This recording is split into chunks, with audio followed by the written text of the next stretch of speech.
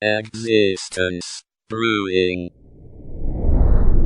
Okay, Cosmic Kiddos, it's time for another Existence Brewing I download. don't know if you're familiar with what's happening in Montana, but there is a huge push for data centers by, I think it was the legislature, or they made some tax loopholes or incentives for data centers to be erected in Montana. And obviously, cheap power is a big big Draw. part of this. Yeah, it's a big draw. And the AI, as it continues to grow, and in this case it would be around the world, has been shown that the amount of resources that it requires through just the computing power is extensive. And I know we've dealt with that in our region too when it comes to data centers and what is it that they're really offering the local region. And in some cases people in Montana are saying they don't necessarily like it as much as they first originally thought, because of the amount of water that is needed to cool the data centers, and just the amount of natural resources that they consume. Yeah, and I mean, for what purpose at large? I mean, I'm not. I know, and sadly, there are people that are in the world that are sitting around asking AI about everything. It's it's making every life decision that they have, from what should I have for breakfast to who should I ask to the cotillion to next week to I mean, it's literally controlling them from one end to the other. It's never going to do that for me. I like, as I said, I've found it unreliable. Now, I'm not using the chat services. I'm only usually just querying Google throughout the day, but I've discovered that it's incorrect. And more than once in a while, I would say its inaccuracy rating is probably 30%.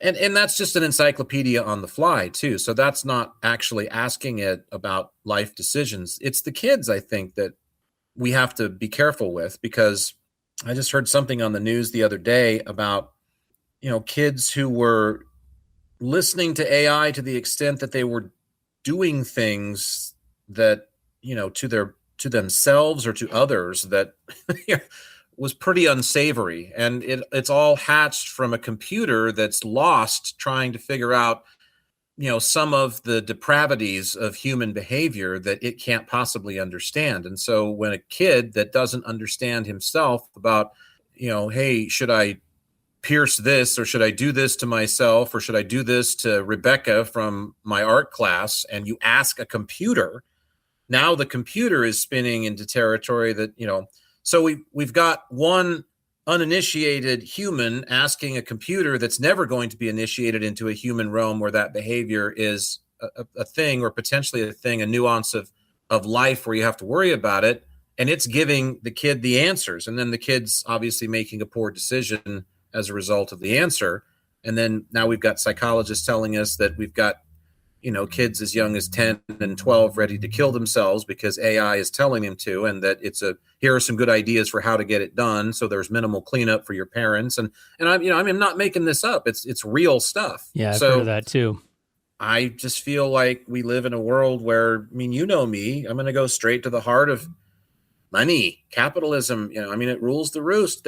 They want this because they want to make $1 zillion with it and turn it into the next big thing that you absolutely positively have to have and depend on in order to live a life here. And it's not true. I mean, people survived for a long time with horse and buggy, without cell phones. I mean, and that's the thing. Technology now is to the point where it's crossed over.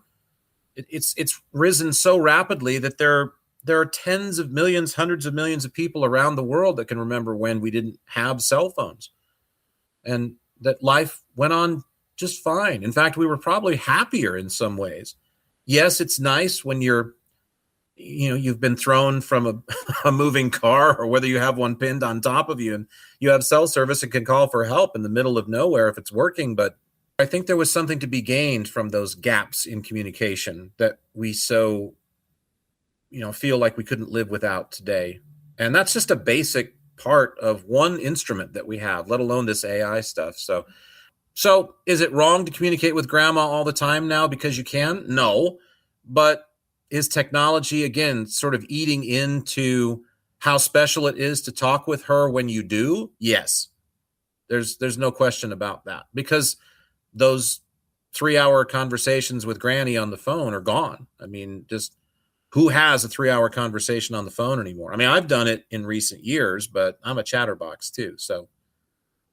Oh, no, but wait, because I'm so glad you brought that up, because now with AI, you can actually have a conversation with grandma. But is it your grandma? Or is it AI grandma? That's the question. So AI grandma is going to talk to me. No, they've actually had, there was an article that I ran across where people are actually using it as ways to cope with the death of loved ones. Oh, yes. And so then they have these conversations with these chatbots, and somehow it's set up to where it knows details about their life, which is scary. It's coping, but is it healing? Because loss is part of the experience. You know, people leaving us in this form is part of the acceptance of this form, of this experience. The idea that we absolutely are ephemeral, you know, this is a transitory thing that we're doing here. And then is all of that just a chemical reaction that took place inside of a physical vessel that now has departed and is no more and never will be? And the only relics of that are my memories, which also will die in a similar fashion, and pictures that will be scattered to the four winds eventually and all go. I mean, is it just all gone? It's for nothing? Or do I believe that grandma's body was just a vessel of biology that held a spark, which is truly what she was? And that spark is never ending. It has no beginning and no end, and it goes on. And it may not be grandma forever.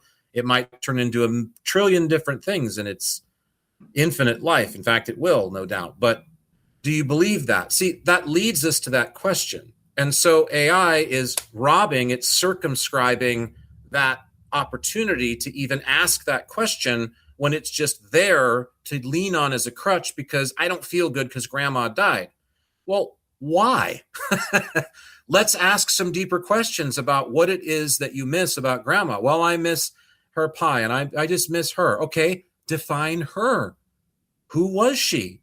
What is she? What was she? See, now we're getting somewhere with what might really be at the other end of the rope that we're pulling on all the time. But when AI is just there and, well, I'll just, lean on AI, it'll be grandma. That's getting in the way of a natural process of asking questions about your existence. And we don't call it existence brewing for nothing. We hope this download brewed up something for your existence. To find more, and for full episodes of Existence Brewing, check out the podcast at existencebrewing.com or wherever you find your favorite podcasts online. Existence Brewing.